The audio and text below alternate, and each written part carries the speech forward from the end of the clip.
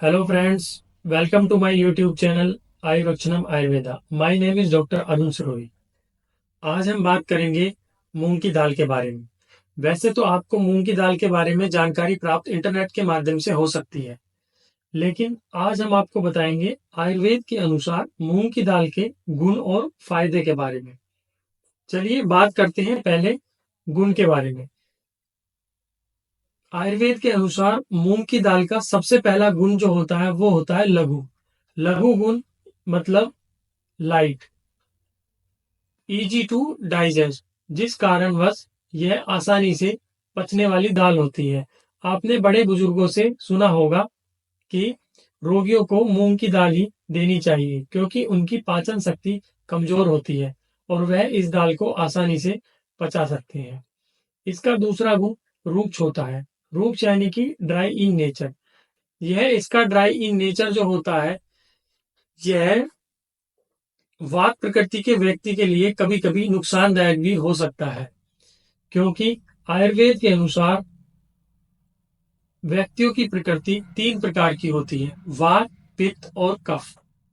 वात प्रकृति के जो व्यक्ति होते हैं उनकी उनके अंदर ड्राई प्रॉपर्टीज होती है। पित्त और कफ प्रकृति के जो व्यक्ति होते हैं उनके अंदर ऑयली प्रॉपर्टीज होती हैं। ड्राई प्रॉपर्टीज होने के कारण मूंग की दाल वात दोष को बढ़ाती है। वात दोष को बढ़ने के कारण कुछ लक्षण शरीर के अंदर दिखाई दे सकते हैं। जैसे वात प्रकृति के व्यक्ति अगर मूंग की दाल को घी या तेल के बिना सेवन करते हैं तो उनको bloating, constipation, pain in abdomen, ये सारी समस्याएं देखने को मिल सकती हैं। लेकिन मूंग की दाल पित्त और कफ व्यक्तियों के लिए काफी लाभकारी साबित होती है।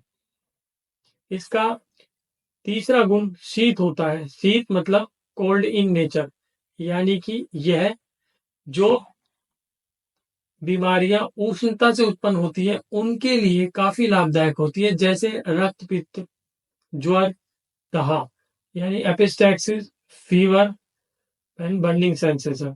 इसी तरीके की बीमारियों में यह लाभदायक होती है। इसका चौथा गुण, इसका रस जो होता है वो कषाय होता है। अब हम बात करते हैं इसके फायदे के बारे में। इसका सबसे पहला जो फायदा होता है वो होता है, यह दाल व्रण में उपयोगी होती है।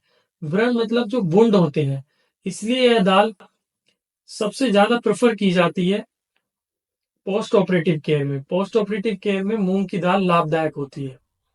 अगर हम इसके दूसरे गुण की बात करें तो यह नेत्रों के लिए हितकर होती है। नेत्रों के लिए हितकर नहीं, यह दाल सभी ऊर्ध्व जत्रुगत रोगों में भी लाभकारी होती है, क्योंकि जितने भी ऊर्ध्व जत्रुगत रोग होते हैं, यानी कि जो क्लेविकल से ऊपर जो डिजीज होती हैं, ईएनटी की डिजीज होती हैं, वो सब आयुर्वेद के अनुसार श्लेष्म और पित्त के बढ़ जाने के कारण होती है। और यह दाल श्लेष्म और पित्त का शमन करती है, यानी कि उनको पैसिफाई करती है। इसी कारणवश यह दाल ऊर्ध्व जत्रुगत यानी क्लेविकल से ऊपर जितनी भी डिजीज है उन सब में लाभदायक है।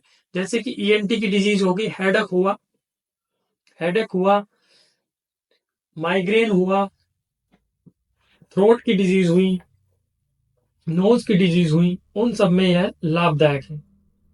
धन्यवाद दोस्तों। ऐसी कुछ और जानकारी के लिए हमारे चैनल को सब्सक्राइब कीजिए। आयुर्वक्षणम आयुर्वेदा। नमस्कार।